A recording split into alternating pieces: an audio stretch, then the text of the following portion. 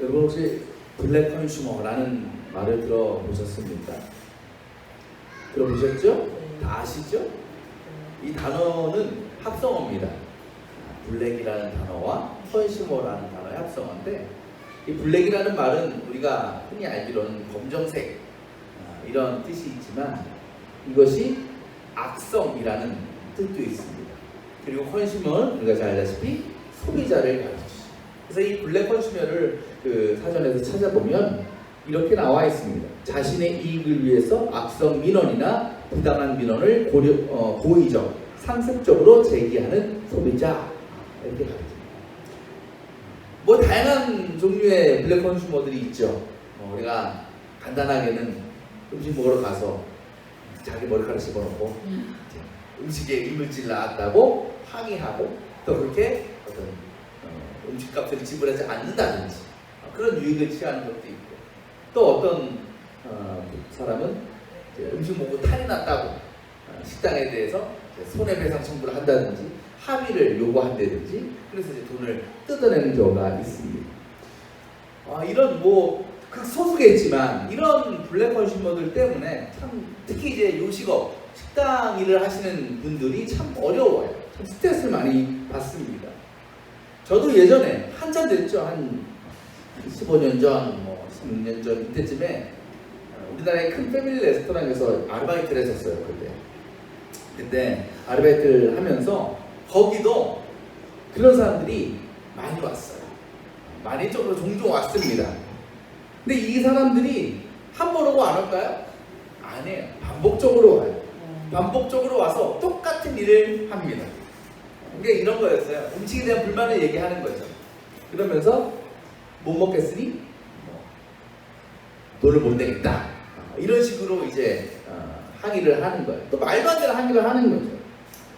그래서 그때 그 식당에서, 레스토랑에서는 그런 블랙 컨슈머들의 특징이나 그런 내용들을 기록해놨습니다. 리스트로 해놨어요. 그것을 뭐라고 불렀느냐? JS 리스트를 이렇게 불렀어요. 뭘까요? 진상 리스트. 그래서 그 레스토랑 가면 이제 직원들이 이런 마이크 이런 거 하잖아요. 그러면 오면 딱 하는 사람. JS 몇 번 되면 JS. 다 아는 거야. 이게 어떻게 대처해야 되는지 아는 거야. 말 그대로 진상이다라는 거예요. 근데 한 심리학자가 그런 진상을 피우는 사람들, 이 블랙 컨슈머들의 특징에 대해서, 성향에 대해서 조사를 했어요. 그랬더니 그런 고객들에서 나타나는 공통된 특징이 뭐냐면, 그들 대부분이 큰 열등감에 빠져 있던 사람들이었다는 거예요.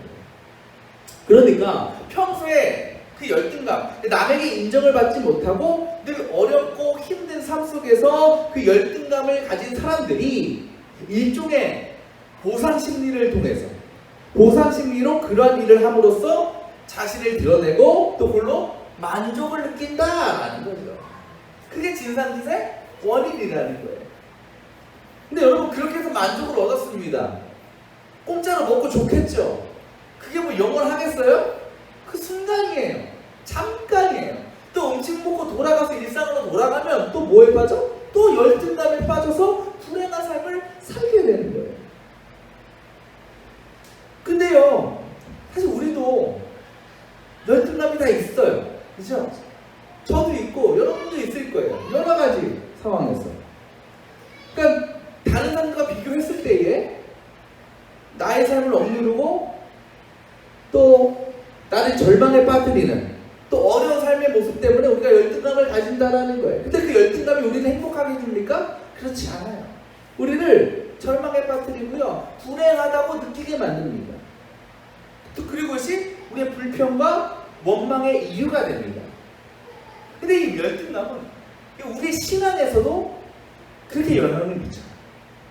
우리가 교회 안에서 다양한 성도들이 있는데 알게 모르게 비교할 거 아닙니까? 똑같이 신앙생활하고 똑같이 예배하는데 저 누구누구의 삶은 형통한 것 같고 하나님 복 주시는 것 같은데 나는 안 그런 것 같아. 나는 늘 어렵고 고난스러워. 그럼 뭐? 비교해서 열등감에 빠지는 거예요. 신앙적 열등감에 빠지는 거예요.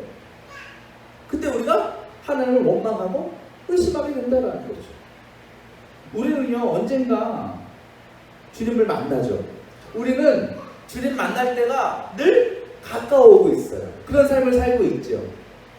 그때가 예수님께서 이 땅에 다시 오시는 재림의 날이든지, 아니면 우리가 이 세상에서의 삶을 마치고 하나님의 부르심을 받아서 천국 가는 날일지, 언젠가 우리는 하나님 앞에 설 때가 온다라는 거예요. 그런데 문제가 있습니다. 두 가지 문제가 있어요. 하나는 뭐냐? 그날이 언제인지 아무도 모른다라는 거예요.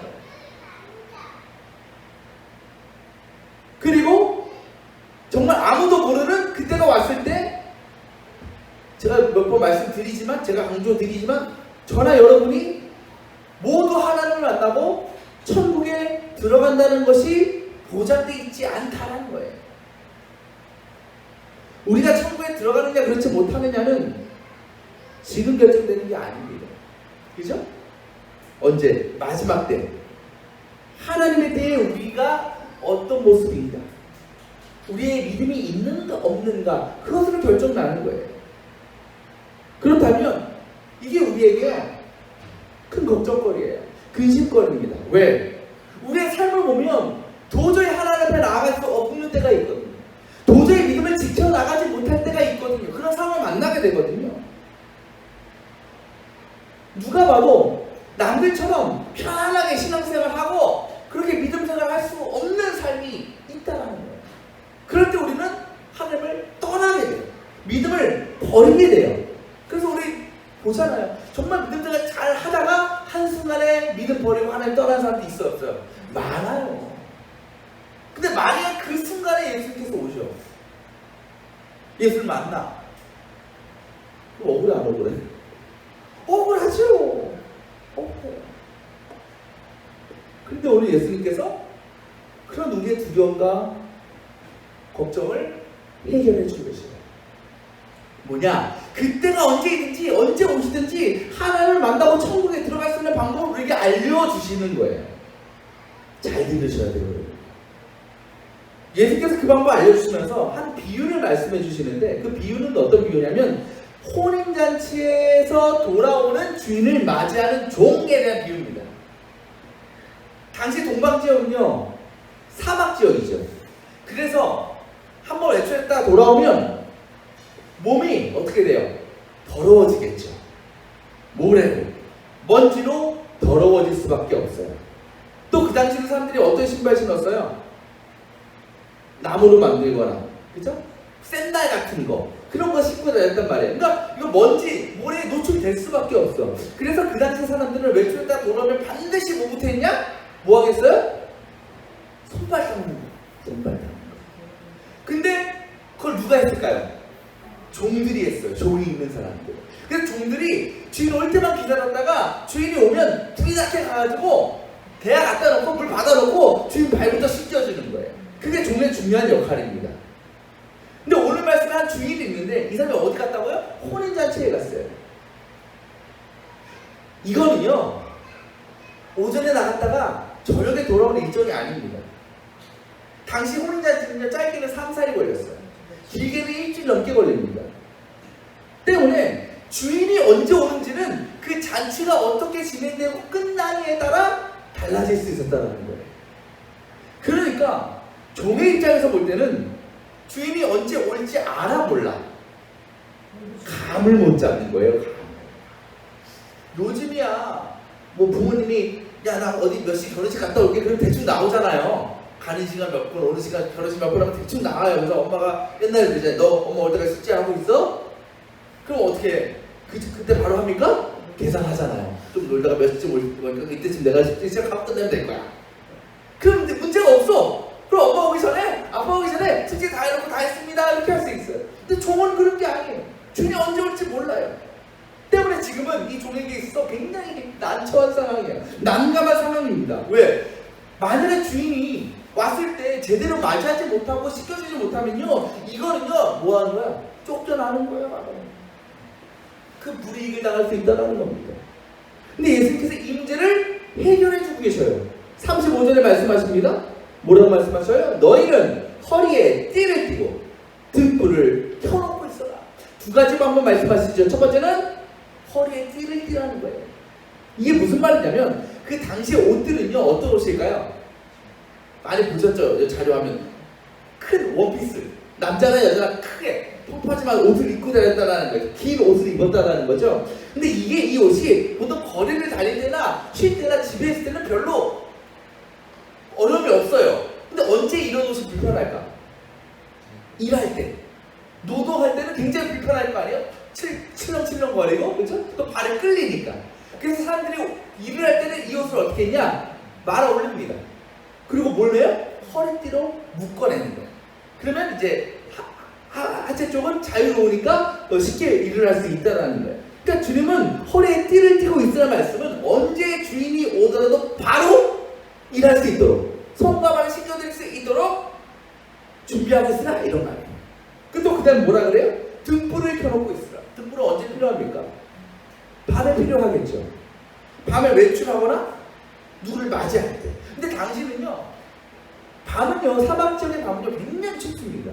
그리고 깜깜해, 아무것도 안 보여요. 그러니까 밤에 사람들이 왔다 갔다 뭐 이동할 일은 거의 없어요. 아니, 없다고 생각하면 돼요. 만약에 그런 일이 있으면 등불이 필요하다라는 거죠. 근데 말씀드린 것처럼 활동이 없는 시간이기 때문에 밤에 이동한다는 걸 생각하지 못한 일이기 때문에 종의 입장에서 보면 주인이 밤에 돌아오는 거는 생각할 수가 없어요. 거의 확률이 적습니다.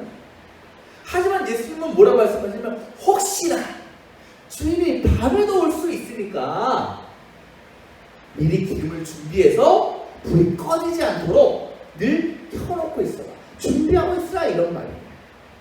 예수님 말씀이 맞아요? 틀려요? 예수님 말씀 맞아요? 틀려요? 맞죠. 정답 아닙니까? 종들은 늘 준비되어 있어야 돼요. 낮이건 밤이건 주인을 맞이해야 돼요. 그래서 이것은 무슨 의미입니까? 늘 깨어 있어야 된다. 잠을 자면 안 되는 거예요. 여러분, 많이 쉽지? 이거 할 수 있어요? 요즘에 레드불 이런 것도 없잖아, 그 당시에. 그런 거 먹으면은 몬스터 이런 거 한 2, 3일은 뭐 밤샌다며요. 나는 그거 무서워서 못 먹어. 진짜 밤샐까봐. 그런 게 어디 있어요? 종 하루 종일 얼마나 고단합니까? 3, 4일, 일주일 잠을 자지 말아라. 깨어서 기다려라. 이게 말이 되는 거예요? 힘들어요. 또 얼마나 불안합니까? 며칠은 밤샐 수 있겠죠. 그런데 며칠 새다가 정말 피곤해. 정말 너무 졸려. 그래서 잠깐 한 30분만 자야지. 눈 붙였어. 그때 누가 와? 그때 주인이 오면 그거 어떡해? 그럼 맞이할 수 있어요, 없어요? 맞이할 수 없잖아요. 우리 학창시절 생각해보세요. 다 그런 경험 있잖아요.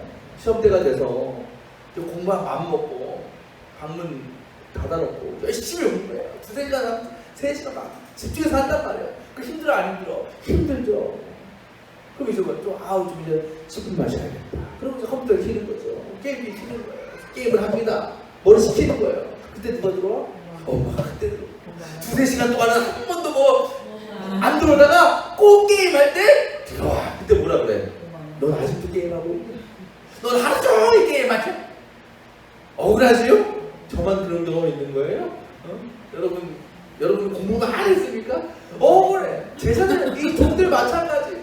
그때 주인 찾아오면 잘하고 있다가 잠깐 쉴 때, 잠깐 잠에 들었을 때 주인 찾아오면 이거는요 난리 나는 거예요. 억울한 일이에요. 근데 오늘 예수님은요 너희도 이렇게 기다려라라고 말씀하시는 거예요. 언제라도 주님 만날 수 있도록 깨어있어라. 근데 그 일이 쉬워요? 안 쉬워요? 안 쉬워요. 불안하고 두려운 일이에요. 왜? 우리도 물론 믿음으로 살겠다고 늘 말씀에 순종하며 살겠다고 다짐을 하는데 우리가 연약해서 살다 보면 그게 쉽지 않거든요. 처음에 말씀드린 것처럼 우리의 상황과 우리의 환경이 믿음으로부터 하나님으로부터 우리를 떨어뜨리는 일들이 너무나 많다는 겁니다. 도저히 예비할 수 없고 도저히 하나님 앞에 나아갈 수 없는 일들이 우리의 삶 가운데 많이 일어나요. 그래서 많은 사람들이 우리도 때로 그렇게 믿음을 버리고 하나님을 떠난다는 거죠. 만약에 주님께서 대충 시간 정해주시고 그러면 2단 되는 거죠? 예수 언제 재림한다 2단 되는 거예요? 근데 정말 그럴 수가 있다면 편해 안 편해? 편하죠. 왜? 그때 맞춰서 잘하면 되니까. 근데 그렇지 않잖아요. 아무도 몰라요. 아무것도 모르는 상황에서 마냥 기대하고 준비해야 되니 그것이 우리에게 어려움이요 불안함이 될 수밖에 없다. 잠깐 한눈판 사이에 잠깐 주님 떠나는데 그때 주님이 오셔서 우리가 주님을 맞이하지 못하고 만나지 못하면 억울하다. 그렇다고 왜 주님은 으트로 우리에게 늘 깨어서 준비하라고 하시는 것입니까? 어떻게 그것이 가능할까? 제가 처음에 열등감에 대해서 말씀드렸죠. 열등감. 혹시 여러분 미움받을 용기라는 책을 아십니까? 처음 들어보셨나요? 많이 들어보셨죠? 유명한 책이죠. 제가 뭐 책을 부끄럽지만 많이는 읽지 못했어요. 근데 지금까지 읽었던 책 중에 정말 강추, 정말 좋은 책 뽑으라면 이 미움받을 용기. 그래서 요새도 가끔씩 다시 읽곤 하거든요.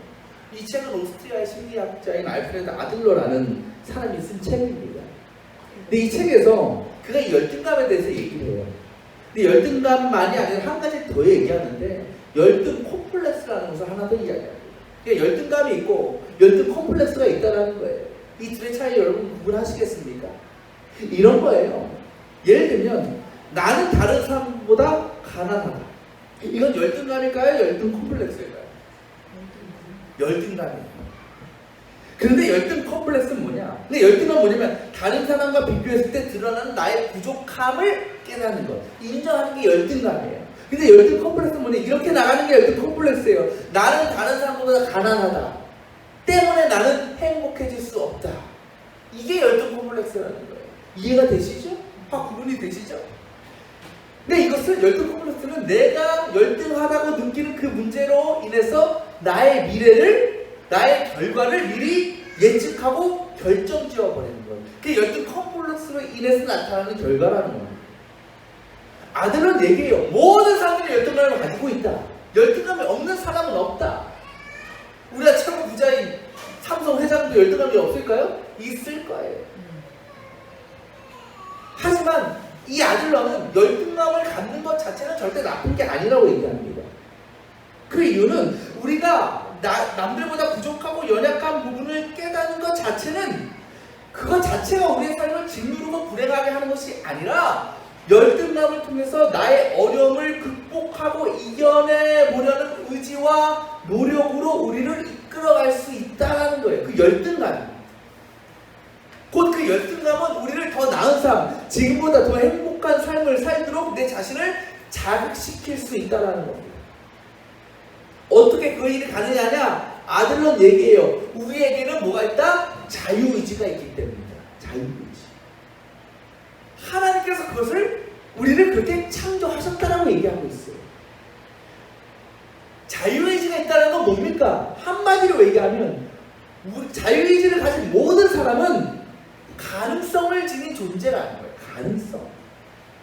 그러니까 내 자유의지를 잘 사용해서 충분히 열등감을 통해서 나를 행복한 더 나은 삶으로 변화시킬 수 있는 가능성이 다 있다는 거예요. 사람들은. 그런데 문제는 뭐냐?